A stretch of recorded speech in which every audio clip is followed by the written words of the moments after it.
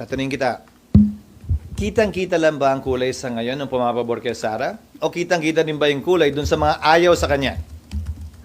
Be fair. If you want to be fair, it cuts both ways. Di ba? So, kayo naman, ang kino-quote nyo sa mga tanong nyo, yung isang panig lang ang kino-question, hindi naman yung kabila. If you want to be fair, you have to be fair. If you want to question, then everybody should be questioned. Dahil nga, sa blanket authority na binigay ng Konstitusyon sa Senado bilang impeachment court to try and decide all cases of impeachment. Last na lang on my part, SP. Sabi din yung pagboto nyo ng yes ay pwedeng gawing ground para kayo ay mag-motion for inhibition. Ulitin ko. Voluntary ang pang-inhibit ng sinumang senator judge. That is addressed to the sound discretion of each judge kung may hihiling man yan. Pero, opisyal lang yan na didinggin ng impeachment court kapag hiniling yan ng defense o ng prosecution panel. Hindi ng kung sino man na nagsasalita ngayon sa labas ng impeachment court. Na klaro, may posisyon at may pinaniniwalaan na sila na panig o side nakakampihan. Kung may mag-move from prosec or defense na ipa-inhibit kung sino mang senator judge, itatackle nyo po sa impeachment court? Again, citing precedent, it will be addressed to the sound discretion of the impeachment court judge. Hindi yan pwedeng pagbotohan. Ano bang ibig sabihin ng address to the sound discretion? E di nasa sa kanya.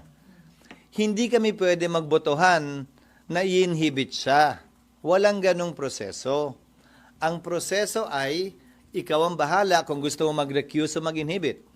Pero para talaga matanggal siya, kung gusto mo, kung may ginawa siyang paglabag sa kanyang trabaho bilang senador, sa pamamagitan ng isang ethics complaint. Iyon ang sinabi ni dating Senate President Enrile, kaugnay sa mga motions for inhibition nung panahong yon, nung impeachment ni Chief Justice Corona.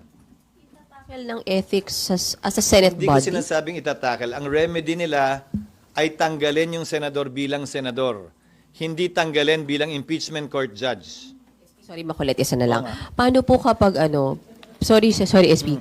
Paano pag kitang-kita na yung kulay nung isang senator judge? Kitang-kita na yung kiling Sabi niya. ni no.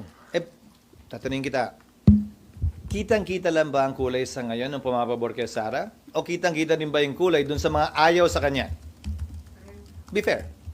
If you want to be fair, it cuts both ways. Di ba? So, kayo naman, ang kino-quote nyo sa mga tanong nyo, yung isang panig lang ang kino-question, hindi naman yung kabila. If you want to be fair, you have to be fair. If you want to question, then everybody should be questioned. But then again, remember, pinili ng mga nagsulat ng saligang batas na mga politiko, mga halal ng bayan ang magiging judge kaugnay sa kasong ito ng impeachment. So, kasama na marahil yon sa tinimbang nila at sinukat nila nung pinagpasyahan nila na mga senador na halal, mga congressman na halal, ang may malawak na papel kaugnay ng impeachment dahil wala naman tong kulong, wala naman tong bayad. Ang kapalit lang nito ay pagkakatanggal sa pwesto.